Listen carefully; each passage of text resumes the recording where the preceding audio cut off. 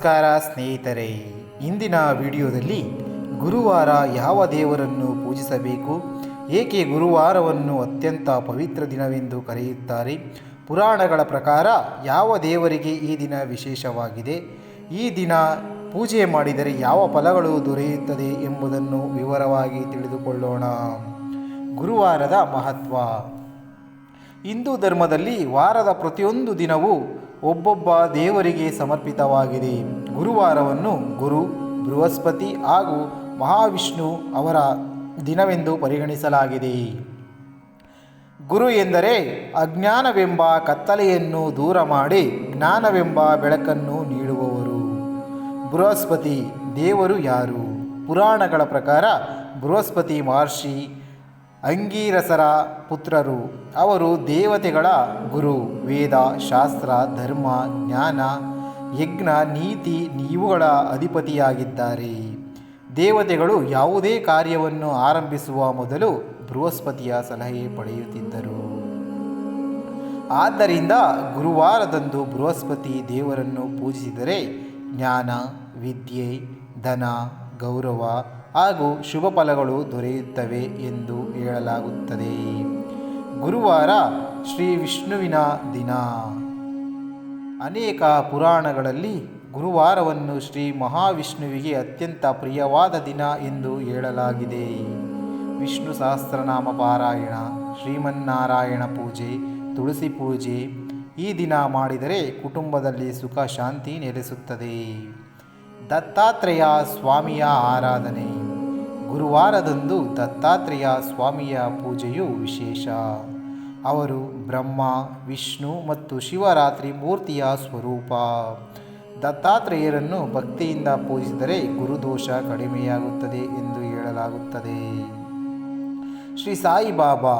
ಇಂದಿನ ಕಾಲದಲ್ಲಿ ಲಕ್ಷಾಂತರ ಭಕ್ತರು ಗುರುವಾರದಂದು ಸಾಯಿಬಾಬರನ್ನು ಪೂಜಿಸುತ್ತಾರೆ. ಸಾಯಿ ಸ್ವಚ್ಛರಿತೆ ಪಾರಾಯಣ, ಅನ್ನದಾನ, ಬಡವರಿಗೆ ಸಹಾಯ ಮಾಡುವುದರಿಂದ ಪುಣ್ಯ ಲಭಿಸುತ್ತದೆ ಎಂದು ಹೇಳಲಾಗುತ್ತದೆ. ಗುರುವಾರದಂದು ಏನು ಮಾಡಬೇಕು? ಬೆಳಿಗ್ಗೆ ಬೇಗ ಎದ್ದು ಸ್ನಾನ ಮಾಡಿ ಹಳದಿ ಬಣ್ಣದ ಬಟ್ಟೆ ಧರಿಸುವುದು ಶುಭ. ಶ್ರೀ ಮಹಾವಿಷ್ಣು, ಬೃಹಸ್ಪತಿ ಅಥವಾ ದತ್ತಾತ್ರೇಯರ ಪೂಜೆ ಮಾಡಬೇಕು. ಕಡಲೆಬೇಳೆ, ಬೆಲ್ಲ, ಬಾಳೆಹಣ್ಣು ನೈವೇದ್ಯ ಅರ್ಪಿಸಬಹುದು. ವಿಷ್ಣು ಸಹಸ್ರನಾಮ ಅಥವಾ ಓಂ ಬೃಹಸ್ಪತಿಯೇ ನಮಃ ಜಪ ಮಾಡಬಹುದು. ಗುರುಗಳಿಗೆ ಗೌರವ ಸಲ್ಲಿಸಬೇಕು.